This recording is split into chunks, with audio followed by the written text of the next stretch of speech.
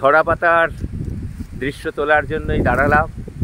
বসন্তের ঝরা পাতা, শুকনো পাতা ছড়িয়ে পড়ছে আকাশে, ছড়িয়ে পড়ছে পাহাড়ে। ওই দূরে একটা সরু নদী দেখতে পাচ্ছি। নদীটার নাম উচ্চারণ করা খুব কষ্টের, তাই আমি বলতে পারলাম না, কিন্তু নদীটার নাম আমার কাছে লেখা রয়েছে। অপূর্ব এই গর্তটা, এ দৃশ্য ক্যামেরাবন্দি করার লোভ সামলানো গেল না। আর এই মুহূর্তে একটা ঝোড়ো হাওয়া বইছে, প্রচুর শুকনো পাতা ঝরে পড়ছে চারপাশে। একটা অপূর্ব দৃশ্য। এই পাহাড়, একটু মেঘলা আকাশ,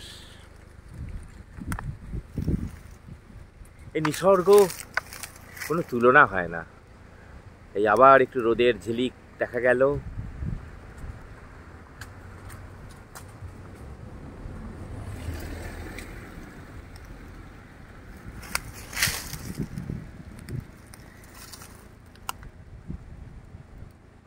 দুটো পাহাড়ের মাঝে একটা সরু খালের মতো একটা জল দেখা যাচ্ছে। কি অপূর্ব দৃশ্য হিসাবে।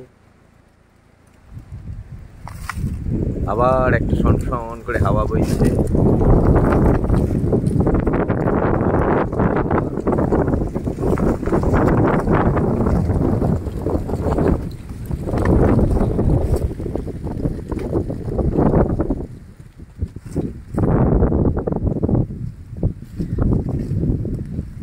মিজোরাম সে অর্থে খুব পপুলার টুরিস্ট ডেস্টিনেশন এখনো হয়নি, ফলে অনেকের এই অভিজ্ঞতা নেই মিজোরাম আসার। আমার খুব ভালো লাগছে, এই অভিজ্ঞতা শেয়ার করব পরিচিত বন্ধুদের মধ্যে। অবশ্যই বলবো সময় করে একবার মিজোরামে আসতে। তবে হ্যাঁ, মিজোরাম এখনও খুব সহজ ভ্রমণ নয়, নিজেকে খুব প্ল্যানিং করে বেরোতে হবে এবং অর্থ খরচও হয় যথেষ্ট। যাই হোক, শেষ পর্যন্ত দেখার আনন্দটাই সবচেয়ে বড় আনন্দ। কি অপরূপ একটা দৃশ্য আমার চোখের সামনে। পাতাগুলো উড়ে উড়ে চলে যাচ্ছে, দেখতে পাচ্ছি ঝরা পাতা, মরা পাতা। সেই রবীন্দ্রনাথের গানের মতোই, বসন্ত কি কেবল শুধু